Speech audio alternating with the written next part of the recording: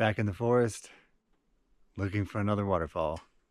One I've never been to, and one that I don't think very many people have seen. I hear this hike is quite treacherous, especially once you get close. So we'll see. These crazy white mushrooms are like everywhere.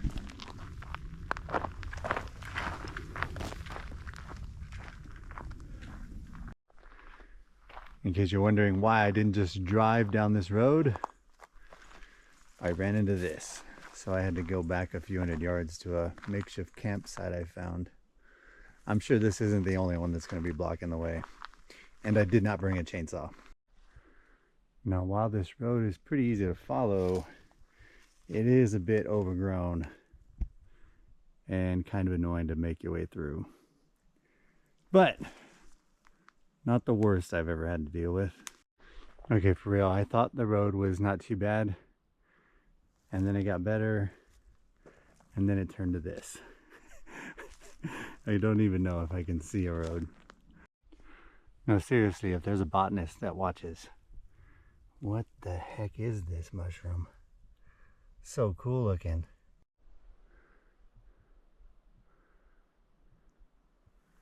We reached the end of the road, and as you can see, there is no path. I can hear the water in the distance, but we're going that way. This is gonna be fun. I don't know if the camera can demonstrate just how steep this is, but I think you can see it is quite a fun way down. I can hear the waterfall. I'm not sure if I'm going to end up where I wanted to, but we're about to find out. Either way, I'm almost there. Well, I reached my goal for the day, my big goal for the day anyways. I was a little off. I was supposed to be at the bottom of this waterfall. I'm at the top, and that's not it, by the way. That's just a pleasant little pool and surprise at the top that I didn't know was here. What I came for was right there. Let me show you a little closer. And here we are, right on the edge.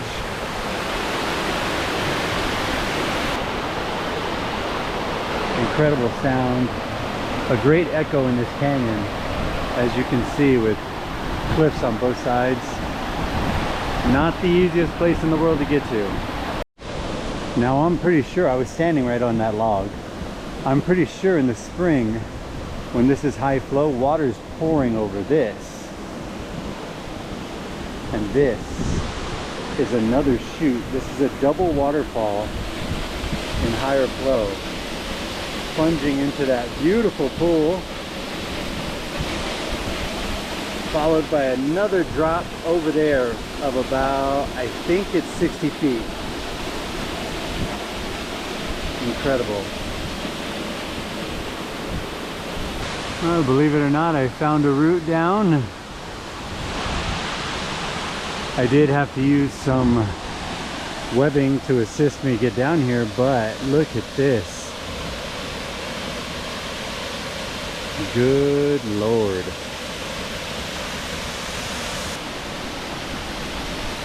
Looks like this is as far as I get to go today, as far as going down. I did not bring any rappelling gear, so I'll have to show you the rest of this incredible looking canyon here with the drone. Access to this waterfall requires extensive and difficult cross-country travel. I wouldn't recommend anybody come here if you're not prepared for the task. But I will say, it is the reason this waterfall has so few visitors per year and can be a great escape if you want to be alone with with this incredible waterfall.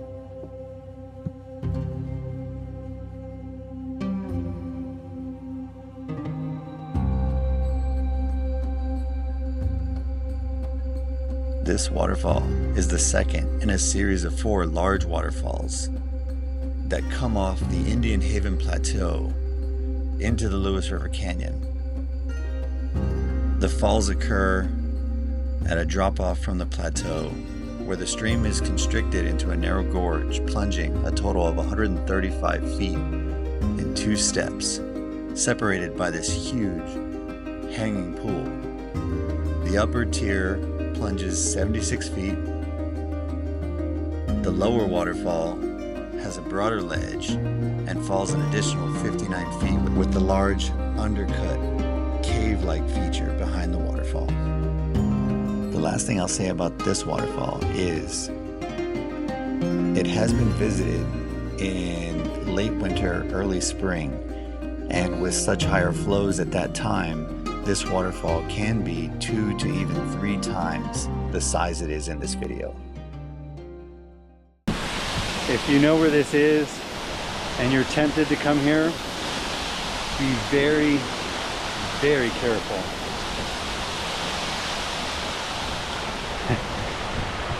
I don't know if the GoPro is going to be able to get this, but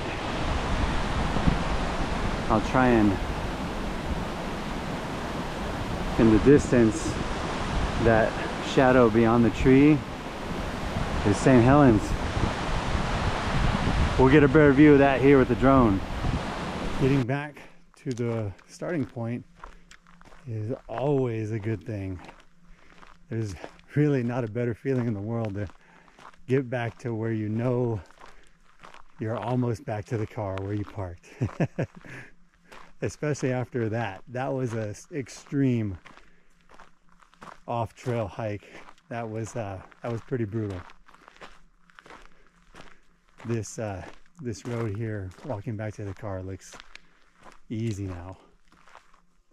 Today, I still have some sunlight.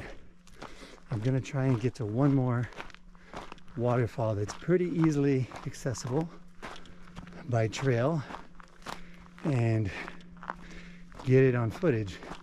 I've never seen this waterfall, although I have probably driven by it 100 times. It's finally time to go have a look at it. So here we go. Curly Creek Falls. I've been here before, but we are going to look at a different waterfall today. Now, as I suspected, Curly Creek Falls is dry. Unfortunately, that beautiful waterfall does not run year-round. Fall colors are in season. Yellows and some reds. Let's go see if we can find this waterfall. This hike is only about half a mile, I think. Not very long. Pretty quick, easy trail. A big difference from what I just finished. This is the second lookout, and there in the distance is a beautiful pool with a small waterfall. Miller Falls, or Miller Creek Falls.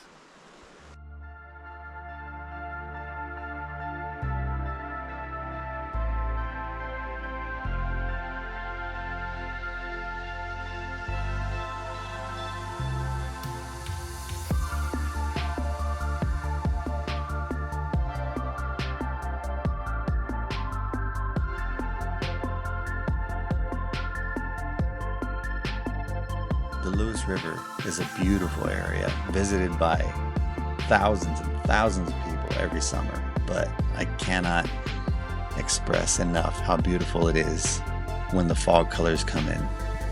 Miller Creek Falls drop 66 feet over the same cliff as the neighboring Curly Creek Falls. Even without the unique features of Curly Creek, Miller Creek is a much smaller stream and is overall a less interesting waterfall by comparison. But the big difference is when Curly Creek will dry out later in the season, Miller will run year round. However, it is a lot better looking during the peak season. Well, since that last waterfall was not spectacular, it's late in the season, so flows are not what they normally would be. Miller Creek is usually a lot prettier, but that was a trickle. So I am going to get some shots of St. Helens from a viewpoint. Hopefully you enjoy this ending rather than that tiny little waterfall.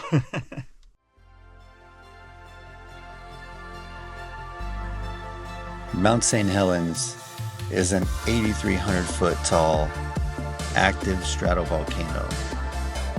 Mount St. Helens is one of the 3 pillars that make the Gifford Pinchot National Forest one of my favorite places for waterfall exploration. The other 2 are Mount Adams and Mount Rainier. Together, these 3 mountains, with their glaciers and annual snowfall that melts in the spring into the summer, provide all the water the forest needs to be so lush and have hundreds of waterfalls to see and enjoy.